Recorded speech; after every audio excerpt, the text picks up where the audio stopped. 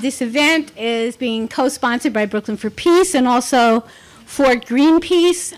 So for tonight, we are going to be talking about the whole range of problems involved with the new war on ISIS and Syria and Iraq and refugees, war. Phyllis, you wanted to just restate the question? The question was whether the Israeli-Palestinian conflict is part of the reason for the crisis that's going on, and if there were to be a just solution to the Israeli-Palestinian conflict, how would the rest of the surrounding region likely respond? I think David will answer too. My own sense is there's no question that U.S. support for Israeli occupation and Israeli apartheid is part of the level of anger at the U.S. and the West, if you will, that's gone on for generations in the region. And it certainly is part of the reason for anger and opposition now. I don't think there's any question about that. When we saw the mobilizations across the region in what was known as the Arab Spring, although the immediate demands were political rights and jobs and dignity, you didn't have to scratch the surface very much to find the question of outrage at how Palestinians had been treated for generations to find part of the motivation there as well. So I think there's no question that that is a component of what's going on. It's not probably right now the main component in popular consciousness in the region, but it is absolutely part of how people see it. But David, you should... I'll add a couple of points on that. I think one is that for many years, repressive Arab regimes across the Middle East could use lip service for concern about Palestinians to ignore or sustain even the repression internally. So it was a way of letting off steam of the Arab street. And we don't have enough time to go into that, but that has been misused when in fact they did nothing beyond lip service to actually really push for a genuine just peace for Palestinians in Israel. So that's one thing. The second thing is, I think there's an element of the U.S. for a long time has wanted controlled and institutionalized instability in the Middle East. Because if you have weak governments in relation to all that oil, they need somebody to protect them. And no one else can guarantee the continuation of many of those regimes than the U.S. military. By the way, if we have a base in Bahrain, that would be really nice. And if we had a couple other bases maybe in Saudi Arabia, and oops, that kind of caused a problem. So that's the second thing. The third thing I would say is that you have this massive arms industry, and Israel now is one of the largest producer of arms as well. You got to have customers. You can't have customers if everybody's getting along with each other. So you need insecurity and fear elsewhere as well. And if you look at the U.S. is still the largest, over half of all arms sales and transfers in the world today for the last couple of years have been from the United States. That is big business. Russia has seen the same business. So flooding Syria right now, flooding Yemen and Iraq with weapons from outside is good business for somebody. And so that's a place to challenge. Then the last thing, I won't speak about how the Muslim world perceives this, but in 2002, the Bush administration issued a required paper, the National Security Strategy paper. And in that paper they said, this is not a clash of civilizations that we're facing right now in the global war on terror, but a clash within the heart of Islam. And this is a battle that we, as the U.S. government, must excel in.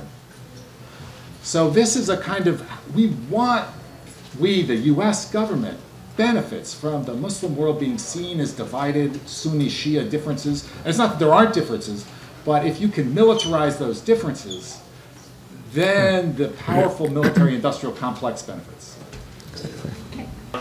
One thing that's happened in the last year, it doesn't seem to have changed things, but I wonder why, is the collapse of the oil market, which looks like it's going to be that way for a period of time. Now, how does that affect the situation, and how does that affect what you think we do or doesn't? Yeah, it's a very good question, and it certainly does. I would say, by the book, there's a whole section on the oil industry and where that fits in. I think that what we're seeing right now is more evidence, if anybody needed any, of the Saudi commitment to maintaining their market share in a period when they are prepared to accept huge losses because of the diminished price of oil. And the significance of that is they're not the only oil producer around. They're not the only oil producer in that region.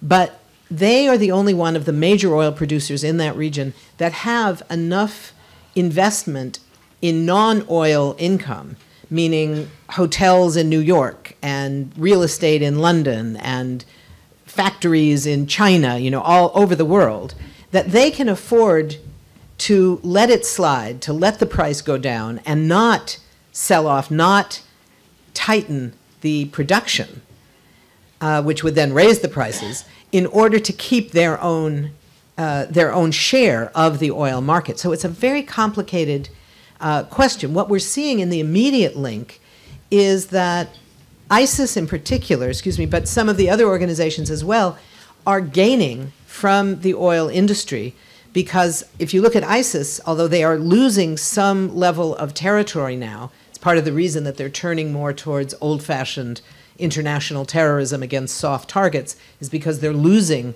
they probably lost about 25% of the territory that they held in both Iraq and Syria. But in that context, the territory that they held and still hold includes, in Syria in particular, most of the oil production areas. Syria is not a major oil producer on the global scale, but it produces some. It's not insignificant. And in the context of ISIS, the oil production has been one of the major ways that it's stayed in power, one of the major ways that it's getting money. It's not the only way. They have a host of other support, including from Saudi Arabia, but also through kidnapping, through fees, through taxes, through the sales of stolen artifacts, a whole range of things. But the oil production is a huge part of that. So it plays this major role in looking at what are people fighting to hold on to. ISIS is fighting to hold on to territory that has oil in it.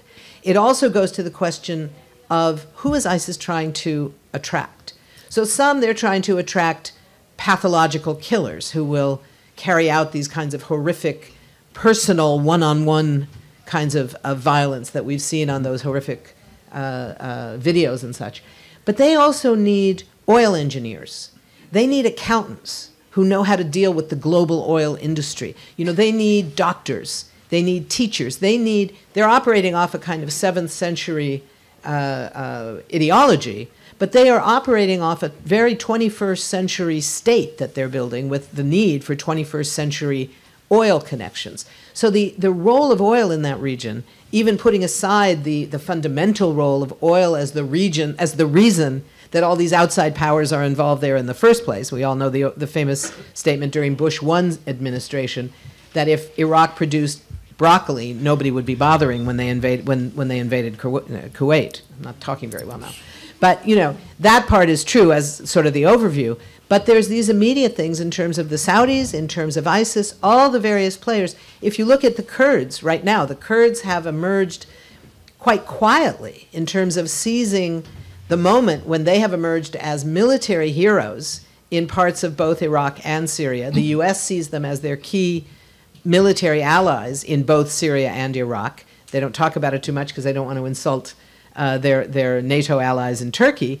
But in this whole period, suddenly the town of Kirkuk, a major oil-producing center in Iraq, which was always kind of being battled back and forth. Would it be under the control of the Iraqi Kurdish region, or would it be part of the rest of Iraq, of Arab Iraq? And it was in the Arab side. But suddenly, if you look at maps now, it suddenly is part of Iraqi Kurdistan. Nobody sort of noticed that. It just kind of happened while all this was going on. And the reason that the Kurds were so intent on getting control of Kirkuk is because of oil, because it's a major oil production region. So all of this is going on with oil right at the center of it. Okay, so, okay, go ahead, David. Just 3 quick points to add to that, and thank you for raising that. I think it's, watching what the oil is doing. There's a long documented history of oil-producing states and repressive regimes, because you get a lot of money. Once the wells are drilled, you get a lot of money with very few workers. so that it's concentrated in one place. So if you look at, Nigeria as an example in Africa, but across the Gulf states, then you can use a large amount of migrant labor. So across the Middle East, you have a huge workforce in the service sector that's doing things that have no rights as migrants. And so that's, the second thing is that I think that this has shown that the strategy of OPEC that was working quite effectively for quite a few decades is not working anymore, and that the Saudis are trying to figure out a way to strategize to glut the market. It's a kind of Walmart strategy of you underprice your competitors. So Russia's economy depends on oil, Iran, Iraq, and you kind of devastate their economies, which puts some pressure on them as well, and you can withstand the pressure longer. And finally, that it's the largest traded commodity. So there's still big, big money, even if the prices are really cheap. So I'd say watch that, but it's going to stay low, and it's going to keep creating some tensions of folks doing some other more stupid, violent, destructive things. The one thing it does mean, though, is that fracking becomes less profitable because it's no longer good for the environment. Yeah. Okay.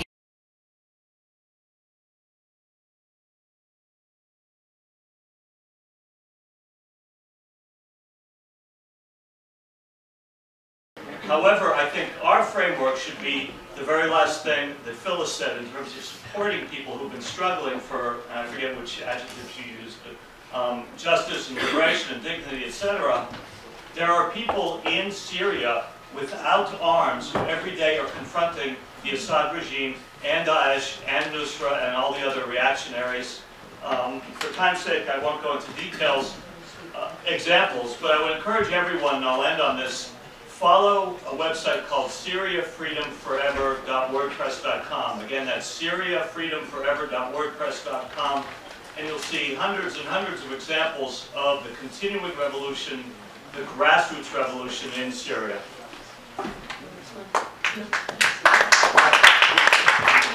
What I'll respond is in every conflict around the world, there have been nonviolent movements. There have been folks pushing for human rights. I mean, we forget now that in the Iranian Revolution in 1979, it was not only the Ayatollah. There was Iranian workers in the trade union movement. There were left parties that had been under repression under the Shah. But there was a lot of folks who were glad to see one regime leave, but there was a struggle. And so I think how we can lift up those forces in every context is always important for us to keep that in mind. And that human rights are not something that we trade and barter about, but are things to be protected and lifted up and supported for everybody.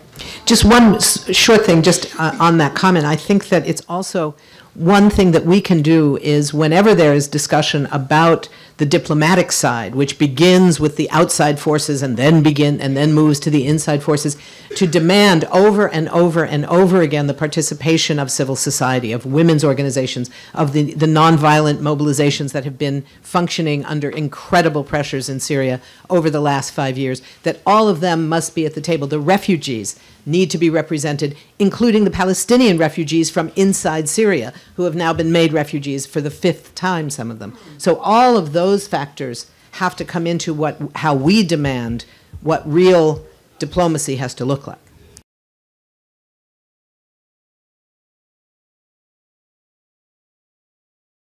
Okay.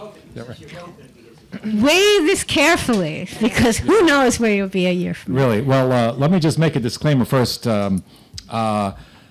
I work for a church, and the United Methodist Church, and contrary to many evangelical churches in Iowa, I don't endorse candidates. That would be a violation. No. And so let me just say I will address the policies for whoever happens to be in the White House. The first thing I think is we have to say, like, what military threat? And to distinguish between the rhetoric, because there's a lot of stuff out there of fear-mongering that is not really a military threat. The second thing on that I would say is gasoline is really a lousy strategy for putting out a fire. And so more arms into the regions of conflict is like pouring gasoline on a fire. Now, when you put a backfire out, as you know, you're fighting a forest fire, you do that if the wind is blowing a certain direction. But if it's blowing the other direction, starting that extra fire is a disaster. And so what I would say is we have to sort out, and there's more to that, but that's just a start on that.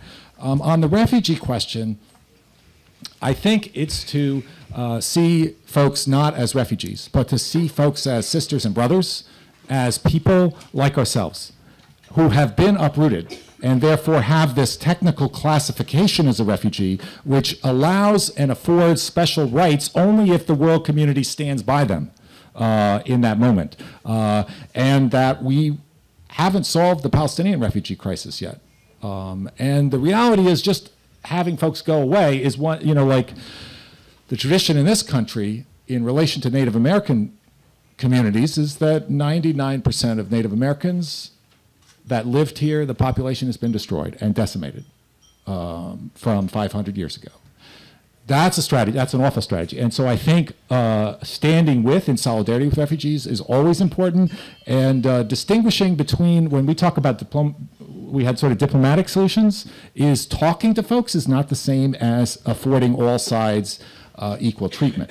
So and I wanted to make clear that you need to talk with so-called bad guys. You need to talk with everybody because everyone needs to be a part of the solution. And it's often human rights violators you need to talk with.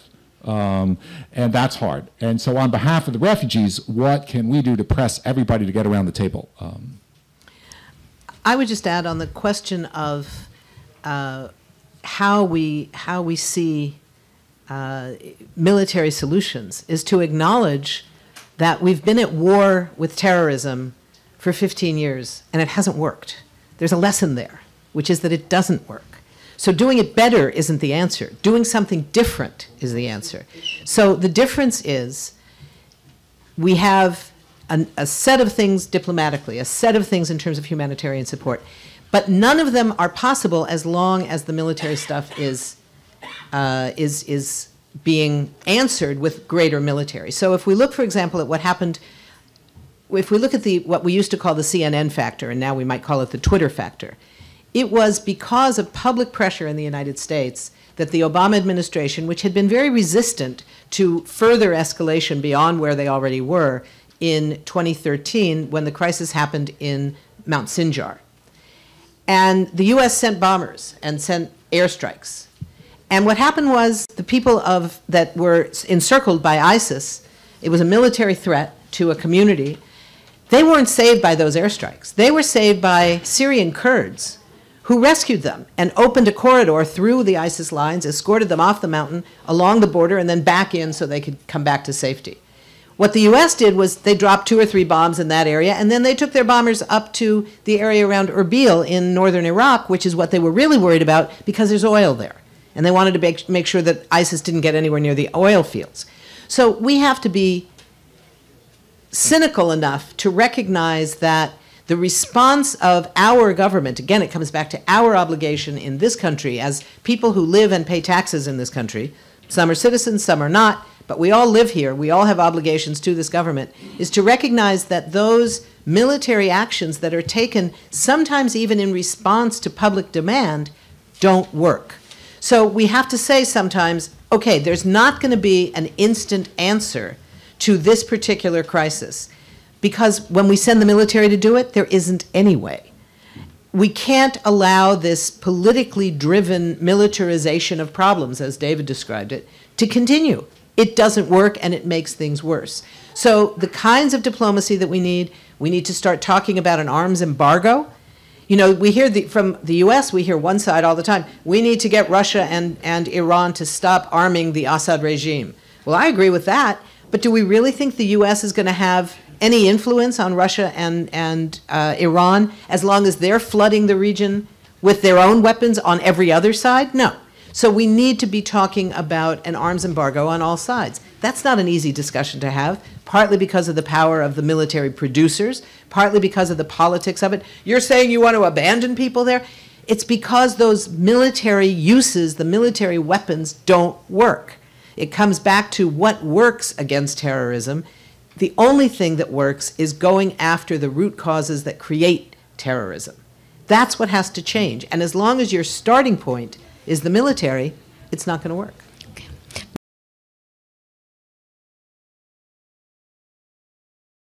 And if that doesn't feed the ranks of terrorism, as you implied, I don't know what else would. That's some victory against ISIS, where they demolished the city. The New York Times reporter asked their Syrian military envoy, how will the people return to their homes as it is driven through this dust of the city that remains? And he said, what homes? There are no homes to go to. 400,000 people cannot return to Ramadi. Do you have any more facts about what they did there? Yeah, it was one of the things I was going to talk about, actually, and we didn't have enough time, but the Ramadi is a classic example of a Pyrrhic victory.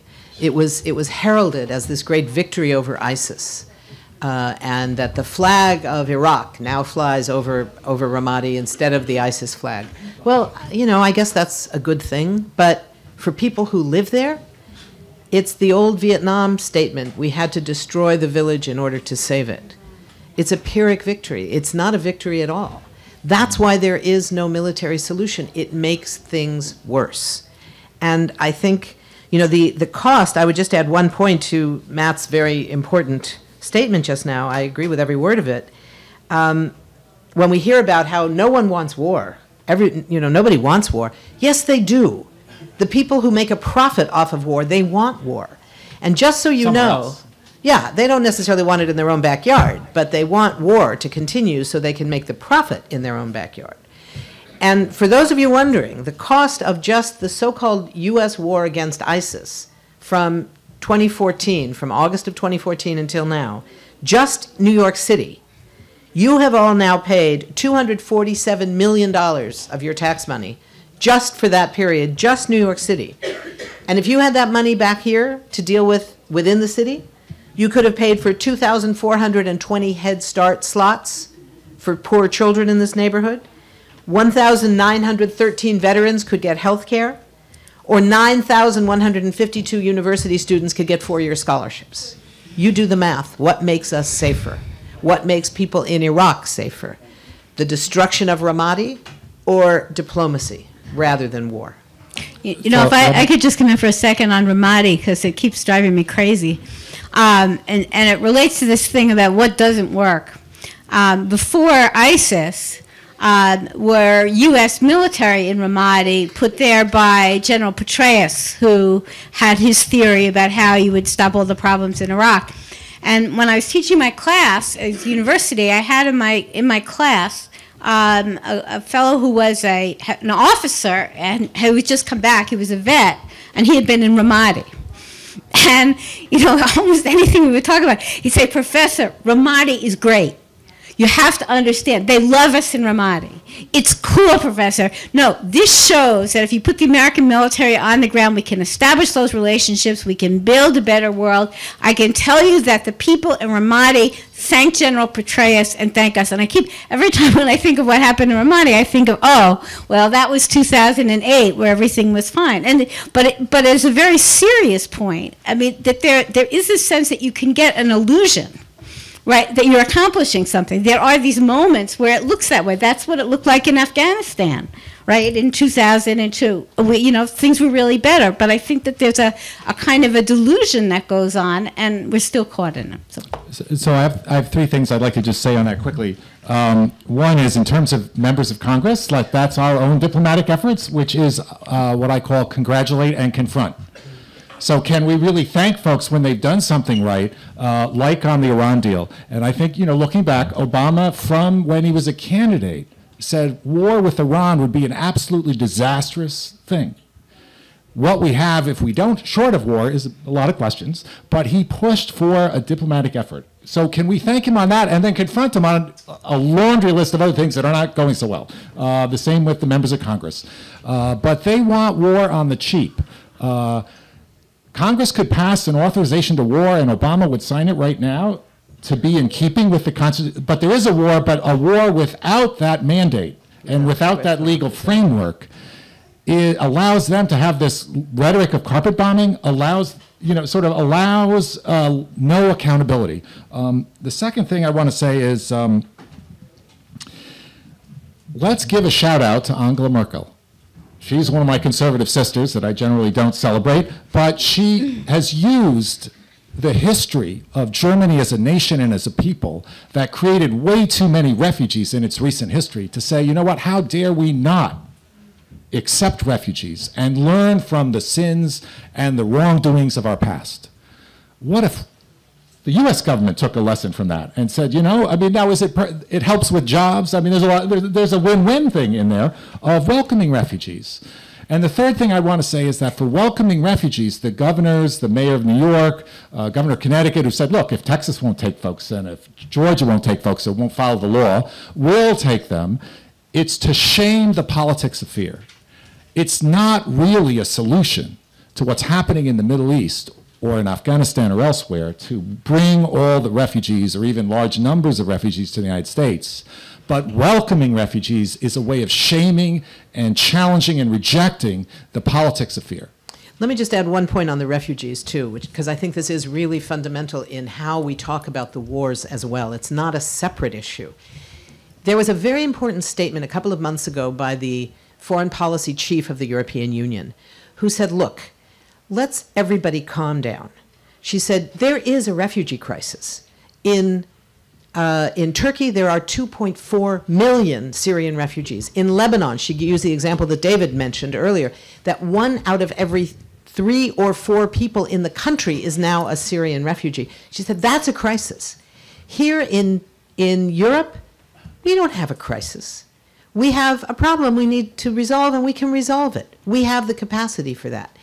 In the United States, there is no refugee crisis. There is a racism crisis. That's what we're facing. There is a racism crisis. And that's how we have to treat it. So this is, I think, a crucial component of how war and racism intersect. They build up the fear of people coming here. Who will they be? Will they be sneaking in to commit bad acts? These desperate people who are fleeing our weapons far too often? Or will we welcome people who are fleeing, for those who need to come, a tiny percentage of those who have been forced to flee in the first place? But that's how they then justify, that's why we have to use the military over there to stop them from coming here. It was talked about that overtly in the early days around both Afghanistan and Iraq, where we heard, we've got to stop them there so they don't come here. Well, trust me, they don't want to come here if they can go home. This is not anybody's first choice. Let me add, there's a delightful but disturbing Afghan proverb that I think, if none of the rest of this works, maybe this will help, which is, thrust your sword deeper into my belly so my small dagger can reach you. Nice. But listen to that. Of what ISIS is saying is, come on, bomb more. Bomb more, get boots on the ground. We'll go after you can do it because our daggers will get to you. And you know what? We're not going away. And there's something of that macho challenge somebody mentioned. And so if all else fails, just say like ISIS wants us to be there. What do we think about that? Are you a fan and an ally of ISIS if you're advocating these military responses? Al-Qaeda wanted it too. Look where it got us.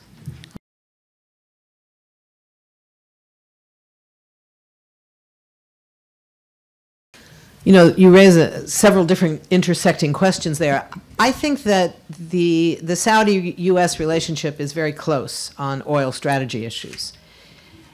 I don't think in this case it was the U.S. initiating it. I think it was the Saudis, because what's going on in Saudi Arabia, and this comes back to this whole question of how do we look at regional and national agency. Governments, unfortunately, some of the worst governments around, have a lot more agency than they should. And right now, what's happening in Saudi Arabia is a huge generational shift that's underway. So you have a king who is essentially, there's too much dementia, he's barely functional, and his chosen deputy crown prince, his son, who's only not even 30 years old, is trying to make a name for himself, particularly domestically, but also internationally, as the one who's going to change Saudi policy, both in the region and globally, so that he will be the inevitable choice when the royal family and the princes get together to figure out who's going to follow the next official crown prince who is the same age as the king. So, which means he won't last more than a couple of years. This is the guy who wants to be king for the next 40 years. And he's making clear on it now. He's the one calling the shots on oil policy and particularly on military policy. So there's a huge shift underway. For those of you who have followed the politics in the region, you know that traditionally the Saudis play a very quiet, understated role. They don't function in a very public way. Their diplomacy is under the table. They've turned down the chance, for example, to serve on the UN Security Council because they don't want to be in the public eye. They do things, they're obviously a very powerful actor, but they do it through money. They send their money around the world to build pro-Saudi institutions, schools, madrasas, mosques, other things. They send Saudi-trained preachers around the world to preach their version of Islam, their version of Wahhabism. So all of that has been going on. Now what you have is a new generation of the royal family asserting themselves, saying, no, we're not going to do this backdoor stuff anymore. We're going to be right out there in front. So they're going to war in Yemen. They're escalating the war in Yemen. They're reopening battles with the Iranians deliberately, the most provocative acts they can do, deliberately designed to shore up the divide in the Arab world, because this is all part of their effort to become the hegemonic power and to defeat Iran's effort to be the hegemonic power. I think it's a mistake to see that as solely the U.S. pushing them to do that, because the U.S. has some real questions about whether the Saudis are the most reliable ally, and that's what a lot of the debate around the Iran deal was all about. Is there room for a new grand bargain with Iran? Is there room for the U.S. to have a different kind of relationship with Iran, which would be to the detriment of the Saudis, and that's a lot what the Saudis are responding to. So this is a lot internal Saudi politics playing out as much as anything else. Okay, go ahead. No, it's fine. My name's Kate. I work with Peace Action New York State. And my question is about the peace process for Syria. Phyllis, you had mentioned that there's a broad swath of civil society organizations that need to be consulted in diplomacy and in establishing any kind of sustainable peace in the region. So I'm wondering, what are those civil society organizations asking for in the peace process? And what would a peace deal look like that wasn't just an end to open hostilities, but actually began to repair the damage of the conflict and get to some of those core causes, underlying causes of terrorism in the region? Yeah, it's a very important question. One of the big problems is there's huge disparities between what people and organizations believe. There are organizations who remain committed to political mobilization against the regime and nonviolent actions and are incredibly brave in still being out in the streets protesting the repression of the regime.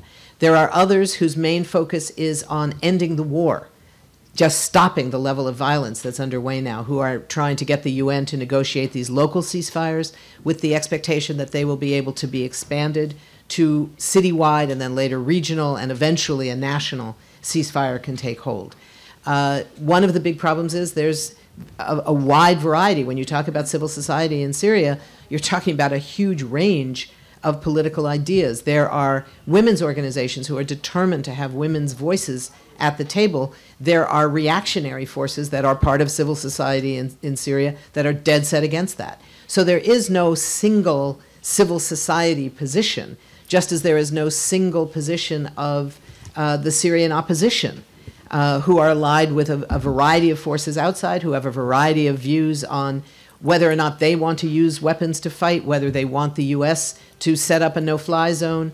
There are pacifists in Syria who want a no-fly zone if somebody else sets it up. There are plenty of pacifists who say, no, we don't, because that means war. So there are huge disparities. There's no one point that you can say somehow represents all of Syrian society. I think that's part of the reason why there's some hope for the process that's underway, even though it's going in this what looks like a really ass-backwards, frankly, pardon my language, approach of starting with the outside actors.